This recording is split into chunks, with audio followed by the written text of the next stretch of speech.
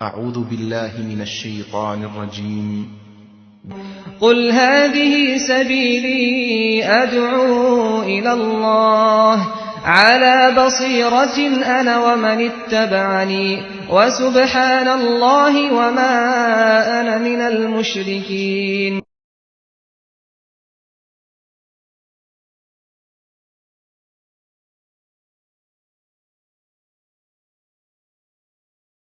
بسم الله الرحمن الرحيم.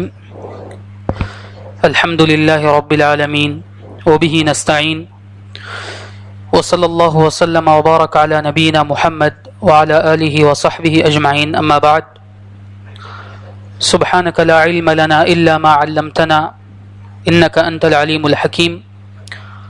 اللهم علمنا ما ينفعنا وانفعنا بما علمتنا وزدنا علما. معزز حضرات گرامی، آج کے درس میں ہم سورہ انفال اور سورہ توبہ کی جو تفسیر ہے اور اس کے اندر اللہ تعالیٰ نے جن باتوں کا تذکرہ کیا ہے اس کو جاننے کی کوشش کریں گے.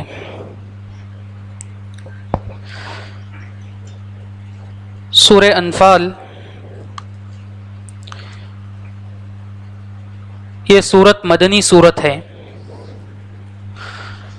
اور اس سورت کا ایک بڑا حصہ جنگ بدر اور جنگ بدر کے اندر جو واقعات پیش آئے، اللہ تعالیٰ نے مسلمانوں کی جو مدد کی فرشتوں کے نزول کے ذریعے سے، اور مسلمانوں کو اس جنگ میں فتح و کامرانی سے نواز کر اللہ تعالیٰ نے حق کو کس طرح سے ثابت کیا اور باطل کو کس طرح اللہ تعالیٰ نے نیست و نابود کیا، ان تمام چیزوں کا تفصیلی تذکرہ اس سورت کے اندر کیا گیا ہے.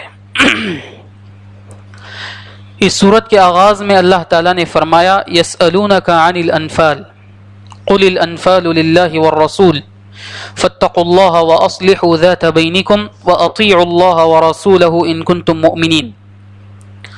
اے نبی، یہ لوگ آپ سے انفال یعنی مال غنیمت کے بارے میں پوچھتے ہیں. آپ فرمائیے، آپ ان سے جواب میں کہیے قل الانفال للہ والرسول، کہ مال غنیمت یہ اللہ اور اس کے رسول کے لیے ہیں. اللہ اور اس کے رسول کا حق ہے، اور اللہ اور اس کے رسول یہ مال غنیمت کو جہاں صرف کرنا مناسب سمجھیں گے وہاں صرف کریں گے.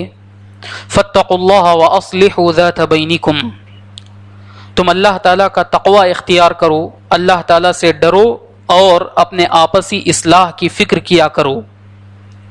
وَأَطِيعُوا اللَّهَ وَرَسُولَهُ إِن كُنتُم مُؤْمِنِينَ، اللہ اور اس کے رسول کی اطاعت کرو اگر تم مومن ہو. تو یہاں پر مسلمانوں کو دو تین اہم باتوں کی طرف رہنمائی کی گئی. سب سے پہلے اللہ تعالیٰ نے تقوی کی تاکید کی کہ اللہ تعالیٰ سے ڈرو، اللہ تعالیٰ کا تقوی اپنے اندر پیدا کرو، اس لیے کہ یہی اصل چیز ہے. اور دوسری بات بتائی گئی وَأَصْلِحُوا ذَاتَ بَيْنِكُمْ، اپنی آپسی اصلاح کیا کرو.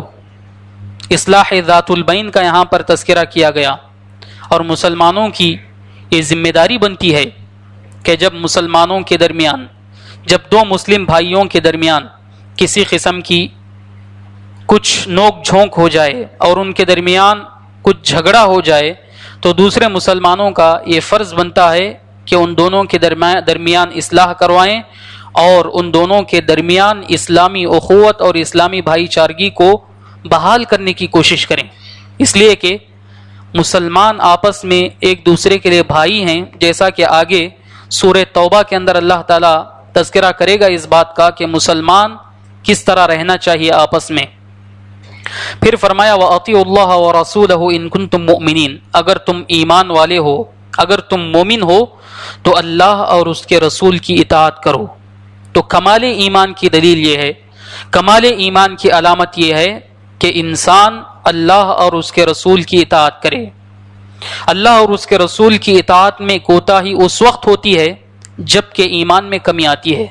جب ایمان میں نقص آتا ہے تو اللہ اور اس کے رسول کی اطاعت نہ کرنا یا اللہ اور اس کے رسول کی اطاعت میں کوتاہی کرنا، یہ نقص ایمان کی دلیل ہے، ایمان میں کمی کی دلیل ہے۔ پھر اس کے بعد کی آیت میں اللہ تعالیٰ نے مومنوں کا تذکرہ کیا اور مومنوں کے اندر 5 صفتوں کا تذکرہ اللہ تعالیٰ نے یہاں پر کیا۔ فرمایا انما المؤمنون الذين اذا ذكر الله وجلت قلوبهم واذا تليت عليهم آياته زادتهم ایمانا وعلى ربهم يتوکلون الذين يقيمون الصلاة ومما رزقناهم ينفقون۔ یہ 5 باتیں ایسی ہیں جو مومن بندوں کے اندر ہوتی ہیں۔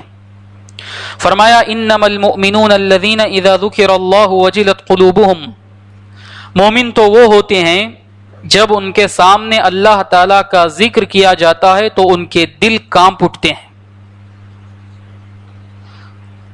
جب مومنوں کے سامنے اللہ تعالیٰ کا تذکرہ کیا جاتا ہے، اللہ تعالیٰ کے بارے میں باتیں بتائی جاتی ہیں، تو مومنوں کا دل ڈر سے، خوف سے کانپ اٹھتا ہے۔ علماء کرام نے لکھا ہے یہاں پر کہ جب مومن کسی غلطی کا ارادہ کرتا ہے، جب مومن کے دل میں کسی معصیت کا خیال ہوتا ہے یا کسی امر کی مخالفت کا خیال ہوتا ہے، تو اس وقت مومن سے کہا جاتا ہے اتق اللہ، اللہ تعالیٰ سے ڈرو۔ جب یہ کلمہ مومن سنتا ہے تو ڈر سے کانپ اٹھتا ہے، اور جس معصیت کا، جس برائی کا وہ خیال کرتا ہے، اس معصیت کو اور اس برائی کو چھوڑ دیتا ہے۔ یہ مومن کی صفت ہے اور یہ مومن کا شیوا ہے۔ پھر فرمایا وَإِذَا تُلِيَتْ عَلَيْهِمْ آيَاتُهُ زَادَتْهُمْ ایمانا، جب ان کے اوپر اللہ کی آیتیں تلاوت کی جاتی ہیں، اللہ کی آیتیں پڑھ کر سنائی جاتی ہیں، تو ان کے ایمان میں اضافہ ہوتا ہے۔ جب کلام اللہ کی آیتوں کو ان کے اوپر پڑھ کر سنایا جاتا ہے تو اس کا اثر ان کے دلوں پر ہوتا ہے۔ وہ قرآن مجید کی آیتوں پر غور کرتے ہیں اور اس آیت کا اثر، اس کلام کا اثر ان کے دل پر ہوتا ہے، اور اس طریقے سے قرآن مجید کی آیتوں سے ان کے ایمان میں اضافہ ہوتا ہے۔ ایمان میں اضافہ کب ہوتا ہے؟ اس وقت ہوتا ہے جب قرآن مجید کی آیتوں کو ہم دل کے کانوں سے سنیں۔ جب دل کے ذریعے قرآن مجید کی آیتیں پہنچتی ہیں انسان کے اندر، تو قرآن مجید کی یہ آیتیں اثر انداز ہوتی ہیں اور اس کے ایمان میں اضافہ ہوتا ہے۔ آج ہم قرآن مجید کو سنتے ہیں، قرآن مجید کی تلاوت سنتے ہیں، اور قرآن مجید کی آوازیں ہمارے کانوں سے ٹکراتی ہیں، لیکن ہمارے ایمان میں کچھ اضافہ نہیں ہوتا، ہمارے دل کی دنیا بدلتی نہیں ہے۔ اس کی وجہ یہ ہے کہ ہم قرآن مجید کو صرف سر کے کانوں سے سنتے ہیں، دل کے کانوں سے ہم قرآن مجید کو نہیں سنتے۔ ہمارا دل قرآن مجید سے غافل رہتا ہے، ہمارے دل میں قرآن مجید کی آیتیں اثر نہیں کرتی، اسی لیے ہمارے ایمان میں اضافہ نہیں ہوتا ہے۔ وَعَلَىٰ رَبِّهِمْ يَتَوَكَّلُونَ، تیسری صفت یہ بتائی گئی کہ یہ لوگ اپنے رب پر بھروسہ کرتے ہیں، اپنے رب پر توکل کرتے ہیں۔ چوتھی صفت بتائی گئی الذین یقیمون الصلاۃ، جو نماز قائم کرتے ہیں۔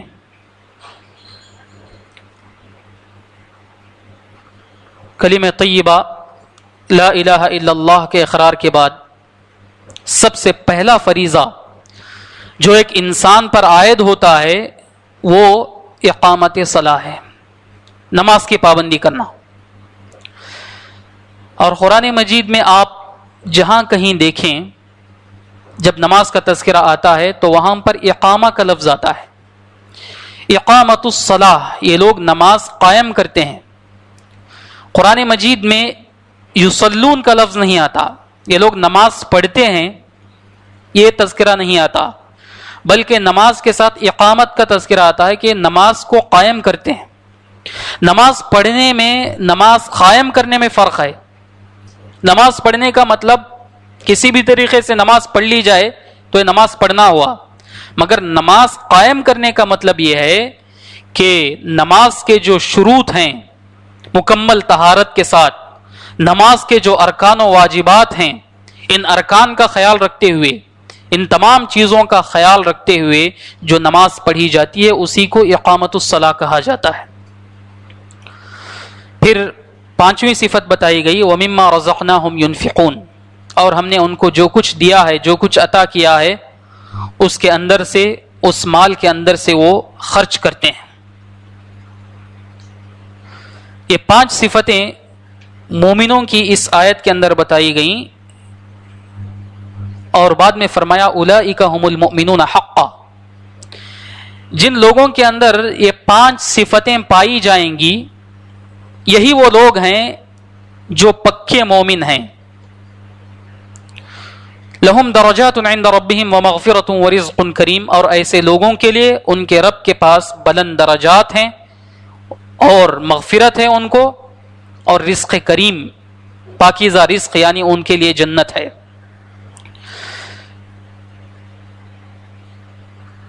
یہاں جو پانچ صفات کا تذکرہ کیا گیا ہے اس آیت کے اندر، غور کرنے سے پتہ چلتا ہے کہ ان پانچ اعمال میں کچھ اعمال اعمال القلوب ہیں، یعنی ایسے اعمال جن کا تعلق انسان کے دل سے ہے، اور کچھ اعمال ایسے ہیں جو انسان کے ظاہری اعضاء سے ہیں۔ یہاں پر دلوں کے کانپنے کا، دلوں کے ڈرنے کا تذکرہ کیا گیا، اور ایمان میں اضافے کی بات کہی گئی، اور اللہ تعالیٰ پر توکل کی بات کہی گئی۔ یہ تینوں اعمال ایسے ہیں جو انسان کے دل سے تعلق رکھتے ہیں، انسان کے باطن سے تعلق رکھتے ہیں، اور ان تین چیزوں کو اللہ تعالیٰ نے مقدم کیا۔ سب پہلے ان چیزوں کا تذکرہ کیا گیا، اعمال القلوب کا تذکرہ کیا گیا، پھر اس کے بعد اقامت صلاح اور زکوٰۃ کا تذکرہ کیا گیا جو انسان کے ظاہری اعضاء سے تعلق رکھتے ہیں۔ علامہ سعدی یہاں پر لکھتے ہیں کہ پہلے اعمال القلوب کا تذکرہ اس لیے کیا گیا کہ اعمال القلوب یہ اصل ہیں، ایمان، اللہ تعالیٰ پر توکل یہ اصل ہے اعمال القلوب۔ پھر اس کے بعد اعمال الجوارح جو انسان کے ظاہری اعضاء ہیں ان کا نمبر آتا ہے۔ تو جو مومن ہوتا ہے اس کے اندر اعمال القلوب بھی ہوتے ہیں، دل سے کیے جانے والے اعمال بھی وہ کرتا ہے، اور جو ظاہری اعضاء ہوتے ہیں وہ ظاہری اعضاء سے کیے جانے والے اعمال بھی وہ کرتا ہے۔ مومن کسی چیز میں پیچھے نہیں رہتا، اس کا ایمان بھی پختہ ہوتا ہے اور اس کا اسلام بھی پختہ ہوتا ہے، اس لیے کہ ایمان کے تعلق انسان کے دل سے ہے اور اسلام کا تعلق ظاہری اعمال سے ہے۔ پھر یہاں پر ایمان میں اضافے کی بات کہی گئی۔ جب ان کے اوپر قرآن مجید کی آیتیں پڑھ کر سنائی جاتی ہیں تو ان کے ایمان میں اضافہ ہوتا ہے۔ یہ آیت دلیل ہے اہل السنہ کے موقف پر۔ ایمان کے باب میں اہل السنہ والجماعت کا یہ موقف ہے کہ انسان کا ایمان ہمیشہ ایک جیسا نہیں رہتا، ایمان میں کمی اور زیادتی ہوتی ہے، اس بات کو مانتے ہیں اہل السنہ۔ ایمان میں اضافہ اور ایمان میں کمی ہوتی رہتی ہے۔ ایمان میں اضافہ کن چیزوں سے ہوتا ہے؟ اعمال صالحہ کے ذریعے ایمان میں اضافہ ہوتا ہے، نیکیوں کے ذریعے ایمان میں اضافہ ہوتا ہے، اور جب انسان برائیاں کرتا ہے، غلط راہوں پر چلتا ہے تو اس سے ایمان متاثر ہوتا ہے اور انسان کے ایمان میں کمی واقع ہوتی ہے۔ یہ آیت اہل السنہ کے اس موقف پر دلیل ہے۔ پھر اس کے بعد یہاں پر اللہ تعالیٰ نے جنگ بدر کا تذکرہ شروع کیا، اور اسی دوران فرمایا گیا اذ تستغیثون ربکم فاستجاب لکم انی ممدکم بألف من الملائکۃ مردفین۔ یاد کرو اس وقت کو جب بدر کا موقع تھا، بدر کی جنگ تھی، مسلمان تعداد کے اعتبار سے بہت کم تھے اور جنگی اسلحہ جات کے اعتبار سے، جنگی ساز و سامان کے اعتبار سے بھی یہ مشرکین اور کفار سے بہت کم تھے. ایک طرف 313 تھے تو دوسری طرف 1000 کا قافلہ اور لشکر تھا جو پوری تیاری کے ساتھ پورے جنگی ساز و سامان کے ساتھ مسلح ہو کر کے وہ لشکر آ رہا تھا. اس وقت مسلمان پریشان ہو گئے اور انہوں نے اپنے رب سے دعا کی. اسی کا تذکرہ کیا گیا، اذ تستغیثون ربکم، یاد کرو اس وقت کو جب کہ تم نے اپنے رب سے دعا کی، فتح و کامرانی کے لیے اپنے رب سے تم نے دعا کی. تو دعا کا اثر کیا ہوا؟ فاستجاب لکم ربکم، اللہ تعالیٰ نے تمہاری دعا کو سن لیا، تمہاری دعا قبول کی. اور یہ دعا کیسے قبول کی؟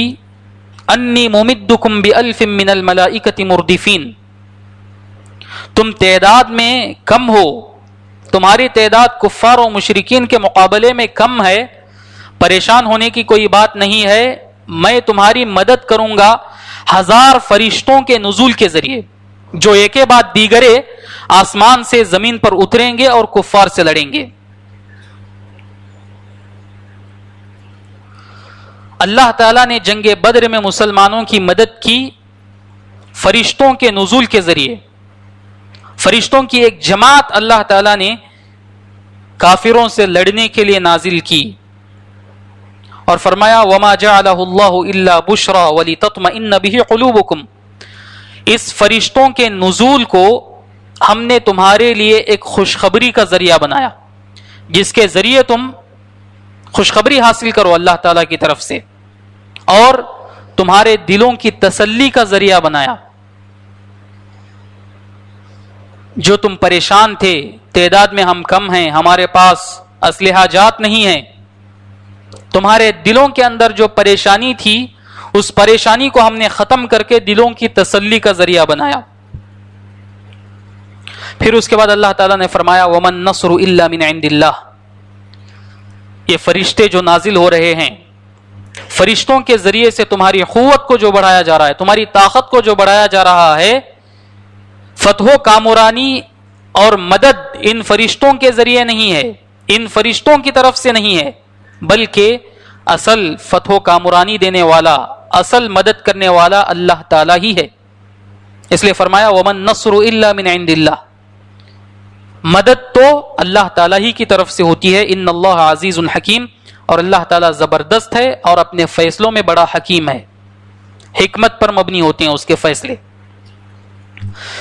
پھر آگے فرمایا کہ جب جنگ بدر کا موقع تھا تو اس وقت اللہ تعالیٰ نے اور کس کس طریقے سے مسلمانوں پر کرم فرمائی کی اور کس طریقے سے ان کی مدد فرمائی، اس کا بھی تذکرہ آگے کرتے ہوئے اللہ نے فرمایا اِذْ يُغَشِّيكُمُ النُّعَاسَ أَمَنَةً مِّنْهُ وَيُنَزِّلُ عَلَيْكُم مِّنَ السَّمَاءِ مَاءً. جنگ بدر کے موقع پر اللہ تعالیٰ نے مسلمانوں کے اوپر ایک امن اور چین کے طور پر ان کے اوپر اللہ تعالیٰ نے ایک نیند ڈال دی. مسلمانوں کے اوپر اللہ تعالیٰ کی طرف سے نیند چھا گئی، جس کی وجہ سے مسلمان سو گئے، صحابہ سو گئے. یہ نیند اللہ تعالیٰ کی طرف سے ایک امان تھی، اس لیے کہ ان کے دلوں میں جو قلت کی جو پریشانی تھی، قلت کا جو خوف تھا ان کے پاس، تعداد کی قلت کا، یہ نیند سے اٹھنے کے بعد ان کے دلوں کو سکون ملا. ان کے دل جو پریشان تھے سونے سے پہلے، ان کی پریشانی ختم ہوئی. اور اللہ تعالیٰ نے دوسری بات یہاں یہ بتائی وَيُنَزِّلُ عَلَيْكُم مِّنَ السَّمَاءِ مَاءً، ہم نے اس وقت تمہارے اوپر بارش کا نزول کیا. کیوں؟ لِيُطَهِّرَكُم بِهِ وَيُذْهِبَ عَنكُم رِجْزَ الشَّيْطَانِ، اس بارش کا نزول ہم نے تمہارے اوپر اس لیے کیا تاکہ اس بارش کے پانی سے ہم تمہیں پاک کریں. وَيُذْهِبَ عَنكُم رِجْزَ الشَّيْطَانِ، اور اللہ تعالیٰ جو شیطان کے وسوسے ہیں، ان شیطان کے وسوسوں کو دور کرنے کے لیے آسمان سے بارش نازل فرمایا. وَلِيَرْبِطَ عَلَىٰ قُلُوبِكُمْ وَيُثَبِّتَ بِهِ الْأَقْدَامَ، اور تمہارے دلوں کو ڈھارس باندھنے کے لیے، اور تمہارے قدموں میں ثابت قدمی پیدا کرنے کے لیے اللہ تعالیٰ نے آسمان سے بارش نازل فرمایا۔ ان تمام چیزوں کے ذریعے اللہ رب العزت نے جنگ بدر کے موقع پر مسلمانوں کی مدد کی، اور اس اللہ تعالیٰ کی اسی مدد کی وجہ سے، اللہ تعالیٰ کی اسی نصرت و تائید کی وجہ سے مسلمان کم تعداد میں ہوتے ہوئے، مسلمان کمزور ہوتے ہوئے اس جنگ میں کامیابی حاصل کرتے ہیں اور اس جنگ میں فتح یابی حاصل کرتے ہیں۔ اسی لیے اللہ تعالیٰ نے آگے فرمایا فَلَمْ تَقْتُلُوهُمْ وَلَكِنَّ اللَّهَ قَتَلَهُمْ، تم لوگوں نے کافروں کو نہیں مارا ہے بلکہ اللہ تعالیٰ نے مارا ہے۔ وَمَا رَمَيْتَ إِذْ رَمَيْتَ وَلَكِنَّ اللَّهَ رَمَى، اور تم لوگ جو تیر اندازی کر رہے تھے ان لوگوں کے اوپر، یہ اصل میں اللہ تعالیٰ ہی تیر اندازی کر رہا تھا۔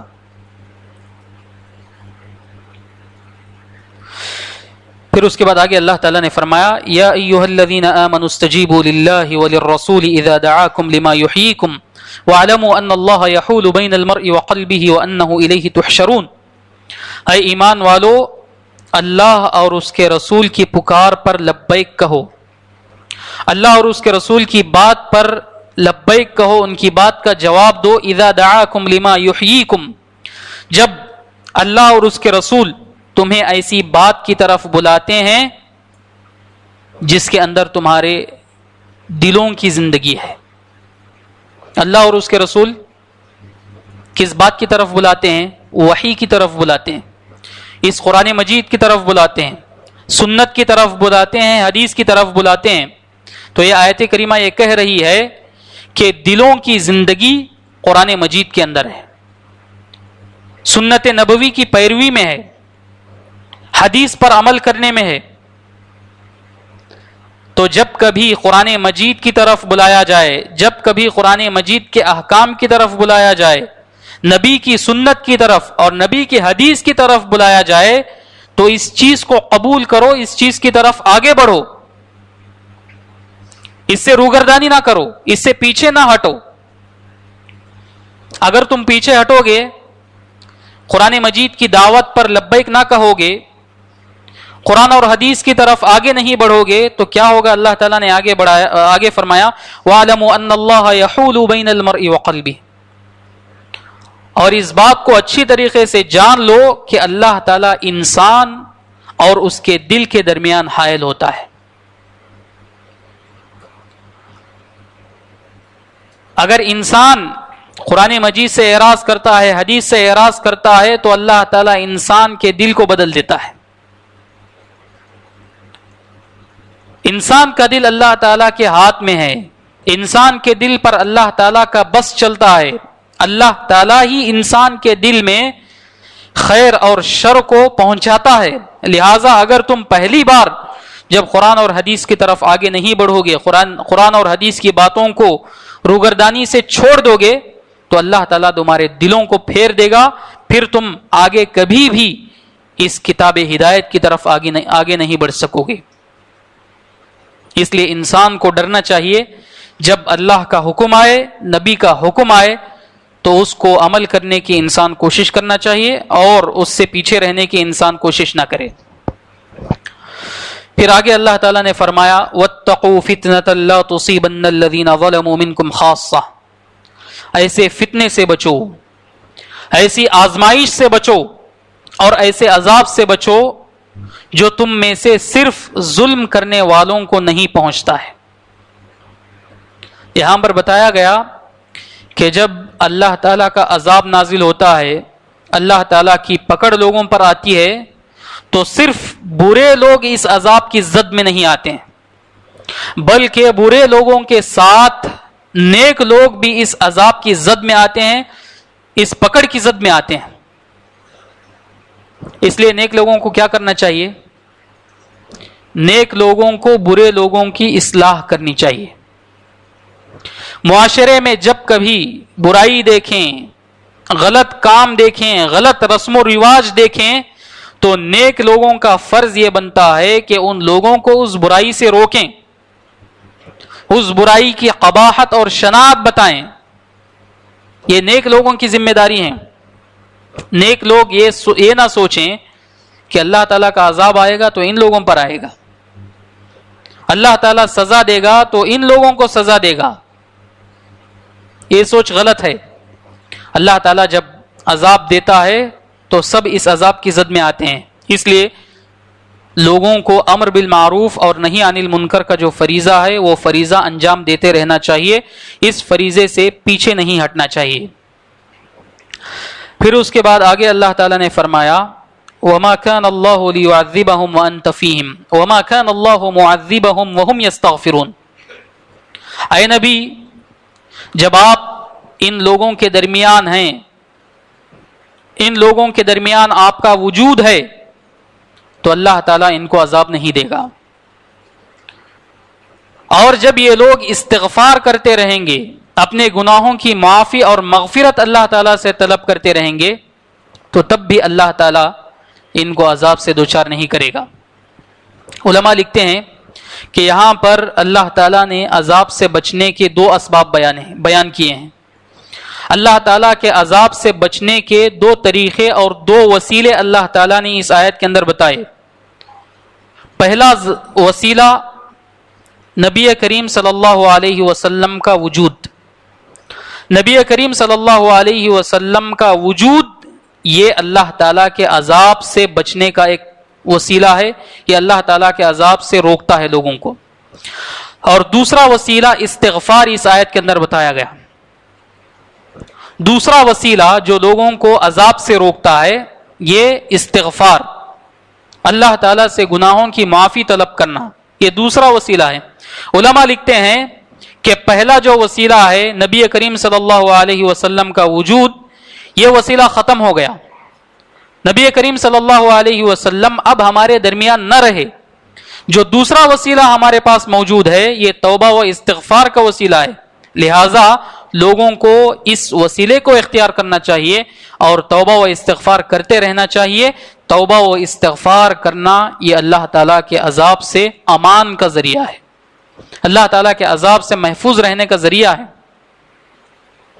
لہذا انسان کو توبہ و استغفار کرتے رہنا چاہیے اور نبی کریم صلی اللہ علیہ وسلم کا اسوہ ہمارے سامنے ہونا چاہیے کہ اللہ کے نبی صلی اللہ علیہ وسلم ایک دن میں 70 سے 100 مرتبہ اللہ تعالیٰ سے استغفار کیا کرتے تھے، اللہ تعالیٰ سے گناہوں کی معافی مانگتے تھے، جبکہ آپ صلی اللہ علیہ وسلم کے اگلے اور پچھلے سارے گناہ معاف کر دیے گئے تھے.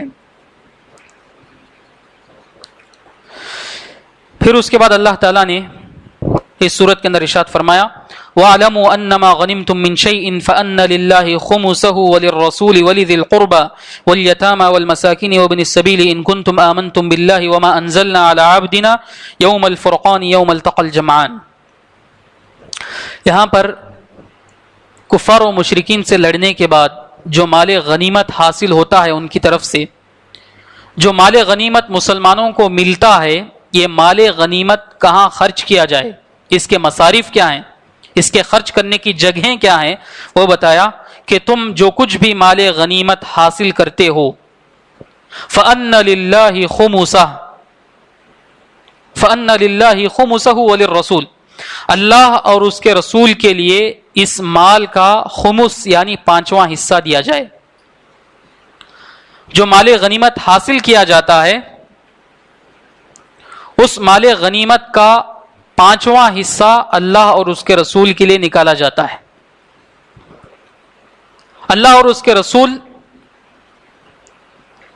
یہ مال اپنے حساب سے جس کے اندر چاہیں خرچ کریں گے.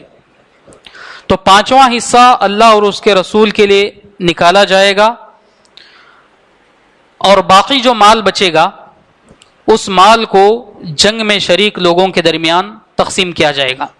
ان میں سے جو گھوڑ سوار ہوگا اس کو 2 حصے دیے جائیں گے، ایک حصہ اس کے گھوڑے کا، ایک حصہ اس آدمی کا، اور جو آدمی پیدل رہے گا اس کو ایک حصہ دیا جائے گا. پھر اس کے مصارف اور بتائے گئے. جو خمس اللہ کے نبی صلی اللہ علیہ وسلم کو دیا جاتا ہے وہ خمس اللہ کے نبی رشتہ داروں میں تقسیم کریں گے، یتیموں میں تقسیم کریں گے، مسکینوں میں تقسیم کریں گے، اور جو مسافر ہیں ان مسافروں میں تقسیم کیا جائے گا. یہ مال غنیمت کی تقسیم کا طریقہ اللہ تعالیٰ نے یہاں پر بتایا. پھر آگے اس صورت میں اللہ تعالیٰ نے فرمایا یا ایھا الذین آمنوا اذا لقیتم فئۃ فاثبتوا واذکروا اللہ کثیرا لعلکم تفلحون. اے ایمان والو، جب کافروں کی کسی جماعت سے تمہاری مڈ بھیڑ ہو، کافروں کی کسی جماعت سے تمہارا سامنا ہو میدان جنگ میں، تو کیا کرنا ہے؟ فثبتوا، ثابت قدم رہو، میدان جنگ کو چھوڑ کر نہ بھاگو، ثابت قدم رہو. وَاذْكُرُوا اللَّهَ كَثِيرًا لَعَلَّكُمْ تُفْلِحُونَ، اور اللہ تعالیٰ کا ذکر زیادہ سے زیادہ کرو تاکہ تمہیں کامیابی حاصل ہو. غور کریں کہ میدان جنگ جہاں پر دشمن سامنے ہوتا ہے، جہاں پر بڑی خطرناک صورتحال ہوتی ہے، جہاں پر جنگ کا جو ماحول ہوتا ہے، تیروں اور تلواروں کا ماحول ہوتا ہے، بڑی خطرناک صورتحال ہوتی ہے، اس صورتحال میں بھی اللہ تعالیٰ نے ذکر کی طرف لوگوں کو ابھارا. میدان جنگ میں بھی اللہ تعالیٰ کا ذکر کرو، اللہ تعالیٰ کو یاد کرو.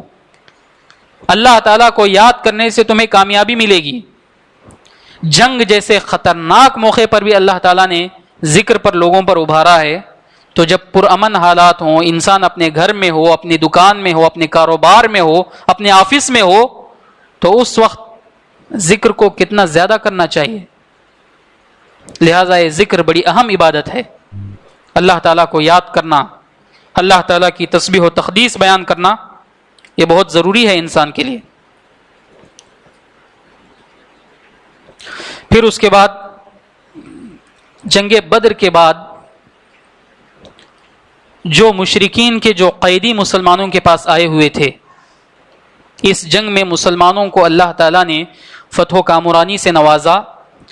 70 مشرکین کے 70 بڑے بڑے لوگ، بڑے بڑے لیڈران مارے گئے، اور 70 لوگوں کو قید کیا گیا، گرفتار کیا گیا.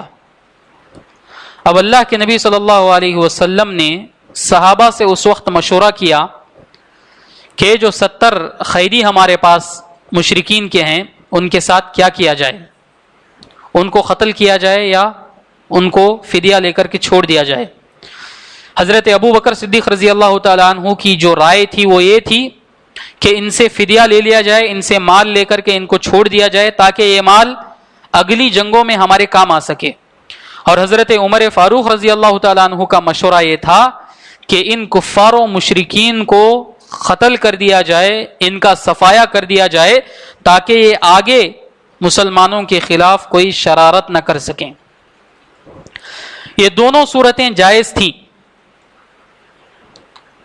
یہ دونوں صورتوں پر عمل کیا جا سکتا تھا. اسی لیے اللہ کے نبی صلی اللہ علیہ وسلم نے صحابہ سے مشورہ کیا. مگر اس وقت کے حساب سے، اس وقت کی سچویشن کے حساب سے زیادہ افضل کیا تھا، اس سلسلے میں اللہ تعالیٰ نے یہاں پر بتایا کہ اس وقت کے حساب سے ان لوگوں کو قتل کرنا ہی زیادہ مناسب تھا. چنانچہ اللہ تعالیٰ نے فرمایا ما كان لنبي ان يكون له اسرى حتى يثخن في الارض. نبی کریم صلی اللہ علیہ وسلم کے لیے یہ مناسب نہیں تھا کہ ان کے قیدی باقی رکھے جائیں، حتی یثخن فی الارض، یہاں تک کہ زمین کے اندر ان کا خون بہا دیا جاتا. تريدون عرض الدنيا واللہ يريد الآخرة واللہ عزیز حکیم. تم دنیاوی مال کو چاہتے ہو جبکہ اللہ تعالیٰ آخرت کو چاہتا ہے. تو جو افضل جو طریقہ تھا اس کو چھوڑا گیا، اس لیے قرآن مجید کے اندر اللہ تعالیٰ نے یہ بات بتائی ہے. پھر بعد میں جو حاکم وقت ہوتا ہے، جو امام ہوتا ہے، اس کو اختیار دے دیا گیا. جب مسلمانوں کا پاور بڑھا، جب مسلمانوں کی شان و شوکت میں اضافہ ہوا، تو بعد میں اس حکم کے سلسلے میں امام وقت کو یہ اجازت دی گئی کہ امام وقت اپنے حساب سے، اپنی سوچ کے حساب سے جو مناسب سمجھے وہ فیصلہ کرے. پھر اس کے بعد سورہ توبہ شروع ہوتی ہے. یہ قرآن مجید کی ایسی صورت ہے، واحد صورت جس میں بسم اللہ نہیں ہے. ہر صورت بسم اللہ سے شروع ہوتی ہے، مگر یہ صورت بسم اللہ سے شروع نہیں ہوئی. یہاں پر بہت سارے اسباب ذکر کیے گئے کہ یہاں بسم اللہ کیوں ذکر نہیں کیا گیا. تو سب سے جو راجح معلوم ہوتا ہے وہ یہ کہ سورہ انفال اور سورہ توبہ کے جو مضامین ہیں، سورہ انفال اور سورہ توبہ کی جو ٹاپکس ہیں، یہ تقریباً ملتے جلتے ہیں، ان دونوں کا مضمون ایک ہے۔ گویا سورہ توبہ یہ سورہ انفال ہی کا ایک تتمہ ہے، اس کا تکملہ ہے، اس لیے اس سورت کے شروع میں بسم اللہ نہیں رکھا گیا۔ اور اس سورت کے ایک سے زائد نام ہیں، اس کا مشہور نام تو سورہ توبہ ہے، اس لیے کہ اس سورت کے اندر اللہ کے نبی صلی اللہ علیہ وسلم کے 3 صحابہ کی توبہ کا اور ان کی توبہ کی قبولیت کا تذکرہ کیا گیا۔ اسی طریقے سے اس سورت کا ایک نام سورۃ البراءہ بھی ہے۔ براءت کا معنی اپنے آپ کو الگ کر لینا، براءت کا اظہار کرنا۔ اس سورت کے اندر نبی کریم صلی اللہ علیہ وسلم نے مشرکین سے براءت کا، بیزارگی کا اعلان کیا۔ چنانچہ اس سورت کا آغاز ہی اس انداز سے ہوتا ہے، براءۃ من اللہ ورسولہ الی الذین عاہدتم من المشرکین، کہ جن مشرکین سے تم نے عہد و پیمان کیا ہے ان مشرکین سے اللہ اور اس کے رسول کی طرف سے براءت کا اعلان ہے۔ یہاں پر علماء نے لکھا ہے کہ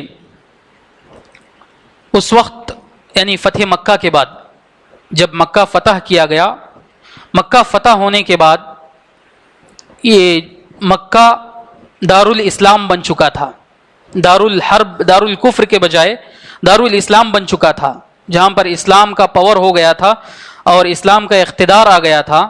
اس کے بعد اللہ کے نبی صلی اللہ علیہ وسلم نے حضرت ابو بکر اور حضرت علی رضی اللہ تعالی عنہما کے ذریعے سے یہ پیغام دے کر کے بھیجا کہ مشرکین 4 مہینے تک مکہ میں رہ سکتے ہیں، اس کے بعد کوئی مشرک اس مکے کے اندر نہیں رہے گا، یا تو وہ اسلام قبول کر لے، حلقہ بگوش اسلام ہو جائے، یا یہ مکہ چھوڑ کر چلا جائے، مکے میں رہنے کی کسی کو اجازت نہیں ہوگی۔ یہ جو اعلان کیا گیا ان مشرکین سے کیا گیا جن سے غیر موقت معاہدہ تھا، وقت کی کوئی تحدید نہیں تھی، غیر موقت طور پر معاہدہ تھا، ان لوگوں سے کیا گیا۔ اور دوسری قسم ایسے مشرکین جن سے 4 مہینے کا معاہدہ کیا گیا، اور تیسری قسم ایسی مشرکین جن سے 4 مہینے سے زیادہ وقت کا بھی معاہدہ کیا گیا مگر ان سے عہد شکنی کا خوف تھا مسلمانوں کو، یہ کسی بھی وقت عہد کو توڑ سکتے تھے۔ تو ان تینوں قسم کے مشرکین کو یہ پیغام دیا گیا کہ تم 4 مہینے تک مکے میں رہ سکتے ہو، ان 4 مہینے کے اندر اگر اسلام قبول کر لیے تو تم مکے میں باقی رہ سکتے ہو آگے بھی، اگر اسلام تم نے قبول نہیں کیا تو اس مکے کو چھوڑنا پڑے گا۔ اور یہ جو 4 مہینے کی مہلت جو دی گئی وہ اس لیے نہیں کہ اللہ تعالیٰ اب ان لوگوں کو سزا دینے پر قادر نہیں ہے، بلکہ 4 مہینے کی مہلت صرف خود ان لوگوں کے بھلائی کے لیے، ان لوگوں کے خیر کے لیے دیا گیا، تاکہ کوئی اسلام میں آنا چاہے، کوئی کفر کو چھوڑنا چاہے اور اسلام کے اندر داخل ہونا چاہے تو داخل ہو سکے، اس لیے یہ 4 مہینے کی مہلت دی گئی۔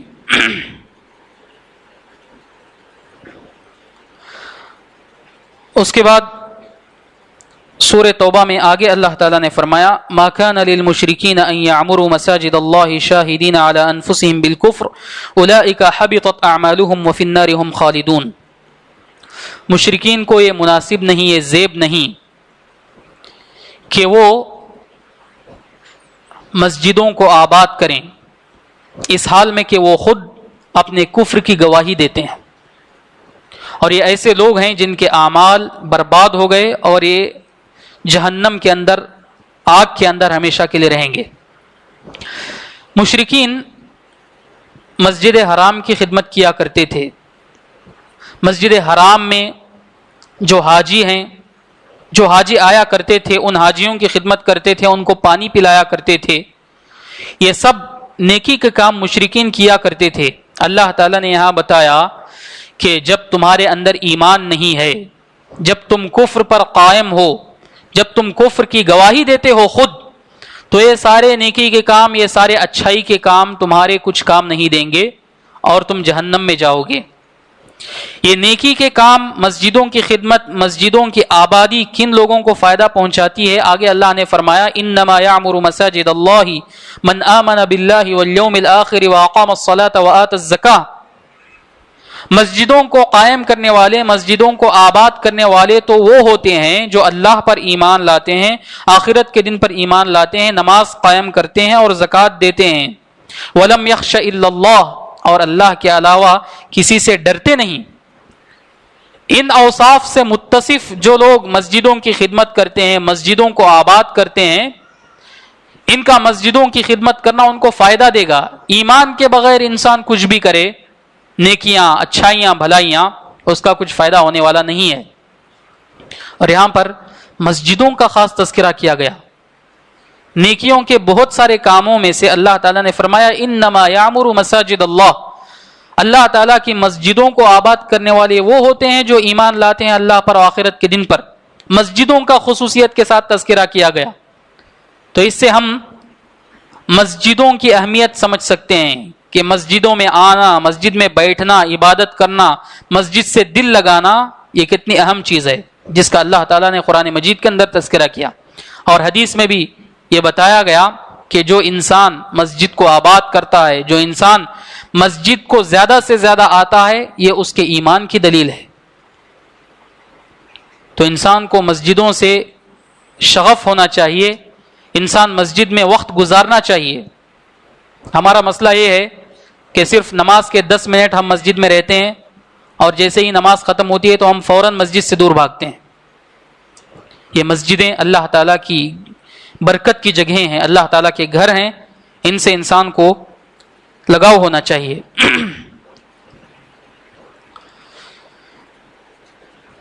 پھر اللہ تعالیٰ نے فرمایا یا ایھا الذین آمنوا ان کثیرا من الاحبار والرهبان لیأکلون اموال الناس بالباطل ویصدون عن سبیل اللہ والذین یکنزون الذهب والفضة ولا ينفقونها في سبیل اللہ فبشرهم بعذاب علیم۔ بہت سارے یہودیوں اور عیسائیوں کے پادری اور ان کے علماء لوگوں کے مال کو باطل طریقے سے، ناحق طریقے سے کھاتے ہیں اور لوگوں کو اللہ تعالیٰ کی راہ سے روکتے ہیں۔ یہ جو یہود و نصارہ کے جو مولوی تھے، ان کے جو علماء تھے، ان کے بارے میں اللہ نے بتایا کہ لوگوں کا مال ناحق طریقے سے کھاتے تھے اور اللہ تعالیٰ کے راستے سے روکتے تھے۔ غلط طریقے سے یہ لوگوں کا مال اپنے لیے استعمال کیا کرتے تھے اور کھایا کرتے تھے، اور جو اللہ تعالیٰ کی راہ میں خرچ کیا جاتا تھا مال، وہاں خرچ کرنے سے روکتے تھے۔ ان کی یہ صفت بتانے کے بعد اللہ تعالیٰ نے آگے فرمایا والذین یکنزون الذهب والفضة ولا ينفقونها في سبیل اللہ فبشرهم بعذاب علیم۔ جو لوگ سونے اور چاندی کے خزانے جمع کے رکھتے ہیں اور اس کو اللہ تعالیٰ کی راہ میں خرچ نہیں کرتے، تو ایسے لوگوں کو آپ دردناک عذاب کی خوشخبری سنائیے۔ ابتدائی اسلام میں یہ بات تھی کہ سونے اور چاندی کو، مال کو انسان سٹاک کر کے نہیں رکھ سکتا تھا، وہ جمع کر کے نہیں رکھ سکتا تھا، اللہ کی راہ میں خرچ کرنے کا حکم تھا۔ جو خرچ کیے بغیر جمع کرتا تھا اس کے لیے عذاب کی دردناک دھمکی سنائی گئی، مگر بعد میں اس حکم کو منسوخ کر دیا گیا، اس حکم کو اٹھا لیا گیا، اور اب اللہ تعالیٰ کا حکم یہ ہے کہ تم مال جمع کر سکتے ہو، دولت کو اکٹھا کر سکتے ہو، مگر اس دولت کے اندر سے، اس مال کے اندر سے، اس سونے چاندی کے اندر سے اللہ تعالیٰ کا جو حق بنتا ہے زکوٰۃ کی شکل میں، اس زکوٰۃ کو ادا کیا کرو۔ انسان زکوٰۃ کو ادا کرتے ہوئے، اللہ تعالیٰ کا حق اپنے مال سے نکالتے ہوئے اگر مال جمع کرتا ہے تو انسان کو اس میں کوئی حرج نہیں ہے، مگر اللہ تعالیٰ کا حق نکالے بغیر، زکوٰۃ نکالے بغیر اور اس میں کوتاہی کرتے ہوئے اگر انسان مال جمع کرتا ہے تو یہ خطرناک چیز ہے، جس کے بارے میں اللہ تعالیٰ نے آگے فرمایا یوم یحمى علیہا فی نار جہنم فتکوی بہا جباہہم وجنوبہم وظہورہم۔ جو لوگ اللہ تعالیٰ کا مال خرچ نہیں کرتے ہیں یعنی زکوٰۃ ادا نہیں کرتے، تو اس وقت اس مال کے ذریعے سے ان کو تپایا جائے گا، اس مال کے ذریعے سے ان کو جلایا جائے گا۔ فَتُقْوَى بِهَا جِبَاهُهُمْ وَجُنُوبُهُمْ وَظُهُورُهُمْ، اس مال کے ذریعے سے ان کی پیشانیوں کو اور ان کے بازوؤں کو اور ان کی پیٹھوں کو اللہ تعالیٰ جلائے گا، اور کہا جائے گا هَذَا مَا كَنَزْتُمْ لِأَنفُسِكُمْ، یہ وہ مال ہے جس کو تم نے بچا بچا کے رکھا تھا، جس کے اندر سے اللہ تعالیٰ کا حق ادا کیے بغیر تم نے اس مال کے جو خزانے جمع کیے تھے یہ وہی خزانہ ہے۔ فَذُوقُوا مَا كُنْتُمْ تَكْنِزُونَ، لہذا جو خزانے تم جمع کیا کرتے تھے ان خزانوں کا مزہ چکھو۔ تو انسان کو جو حق ہے زکوٰۃ کا، اس حق میں کوتاہی نہیں کرنی چاہیے۔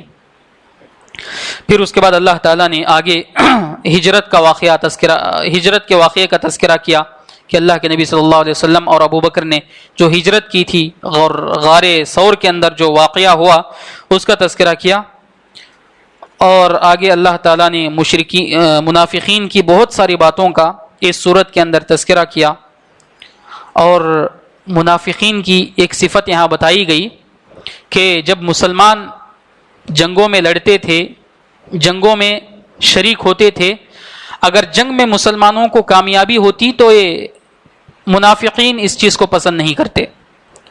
ان تصبک حسنۃ تسؤہم، جب تمہیں بھلائی پہنچتی ہے، فتح و کامرانی ملتی ہے اللہ تعالیٰ کی طرف سے، تو یہ چیز ان کو تکلیف دہ ہوتی ہے، اور جب مسلمانوں کو کبھی شکست سے دوچار ہونا پڑتا ہے، کبھی مسلمانوں کو ہار ہوتی ہے اور ان کے آدمی مارے جاتے ہیں جنگ کے اندر، تو یہ بڑے خوش ہوتے ہیں۔ اللہ تعالیٰ نے اس کا جواب دیا یہاں پر، فرمایا قُل لَن يُصِيبَنَا إِلَّا مَا كَتَبَ اللَّهُ لَنَا هُوَ مَوْلَانَا وَعَلَى اللَّهِ فَلْيَتَوَكَّلِ الْمُؤْمِنُونَ، اے نبی آپ کہہ دیجئے کہ ہمیں جو کچھ پہنچتا ہے وہ اللہ تعالیٰ کی تقدیر میں لکھا ہوا ہے، اللہ نے جو لکھا ہے وہی ہم کو پہنچتا ہے، اللہ تعالیٰ ہی ہمارا کارساز ہے اور ہمارا بھروسہ اللہ تعالیٰ کے اوپر ہے۔ پھر آگے فرمایا قُلْ هَلْ تَرَبَّصُونَ بِنَا إِلَّا إِحْدَى الْحُسْنَيَيْنِ، تم ہمارے لیے دو اچھی چیزوں میں سے ایک اچھی چیز کا انتظار کرو گے ہر صورت میں۔ دو اچھی چیزیں کیا ہے؟ اگر ہمیں جنگ کے اندر فتح و کامرانی ملتی ہے تو یہ دنیاوی اعتبار سے اچھی چیز ہے، ہم کو مال غنیمت ملتا ہے اور ہمیں فتح و کامرانی حاصل ہوتی ہے اور اسلام کا کلمہ بلند ہوتا ہے، یہ ایک اچھی چیز ہوئی۔ اگر دوسرا آپشن ہم لوگ شہید ہو گئے، مارے گئے، تو یہ بھی ہمارے لیے بھلائی ہے، اس لیے کہ اس کے اندر ہم اللہ تعالیٰ کا جو شہادت کا مرتبہ ہے اس شہادت کے مرتبے پر فائز ہوتے ہیں۔ تو مومن کو جو کچھ بھی حاصل ہوتا ہے، خواہ وہ اچھائی ہو یا برائی ہو، اس کے اندر مومن کے لیے بھلائی ہوتی ہے، اس کے اندر مومن کے لیے خیر کا پہلو ہوتا ہے۔ پھر آگے اللہ تعالیٰ نے مصارف الزکوٰۃ کا تذکرہ کیا، زکوٰۃ کہاں کہاں خرچ کی جائے گی، زکوٰۃ کا مال کن راستوں میں خرچ کیا جائے گا۔ فرمایا انما الصدقات للفقراء والمساکین والعاملین علیہا والمؤلفة قلوبهم وفي الرقاب والغارمین وفي سبیل اللہ وابن السبیل فریضۃ من اللہ واللہ علیم حکیم۔ یہ آیت جس کے اندر مصارف الزکوٰۃ کا تذکرہ کیا گیا، کل 8 مصارف ہیں، زکوٰۃ کا مال خرچ کرنے کے 8 مصارف ہیں، 8 راستے ہیں جہاں پر زکوٰۃ کا مال خرچ کیا جا سکتا ہے۔ اور یہاں پر انما کا لفظ لایا گیا، اور انما کا لفظ عربی میں حصر کے لیے لایا جاتا ہے۔ حصر کا مطلب یہ ہوا کہ زکوٰۃ کا مال صرف انہی 8 مصارف میں خرچ کیا جائے گا، اس سے ہٹ کر کسی اور جگہ 9ویں مصرف میں خرچ نہیں کیا جائے گا۔ وہ مصارف ہیں انما الصدقات للفقراء والمساکین، فقیر اور مسکین۔ فقیر اور مسکین میں فرق یہ ہے کہ فقیر اس آدمی کو کہا جاتا ہے جس کے پاس کچھ نہ ہو، اور مسکین اس آدمی کو کہا جاتا ہے جس کے پاس مال ہے، پیسہ ہے، مگر اس کی ضروریات کے مطابق نہیں ہے، اس کی ضروریات اس کے مال سے زیادہ ہیں، اس کو مسکین کہا جاتا ہے۔ فقیر اور مسکین تیسرا والعاملین علیہا، جو زکوٰۃ وصول کرتے ہیں لوگوں کے پاس جا کر کے، جب اسلامی شریعت ہوتی ہے یا اسلامی حکومت جہاں ہوتی ہے وہاں پر حاکم کی طرف سے کچھ لوگوں کو مقرر کیا جاتا ہے تاکہ وہ لوگوں کے زکوٰۃ وصول کریں، صدقات وصول کریں. ان لوگوں کو بھی زکوٰۃ کا مال دیا جا سکتا ہے.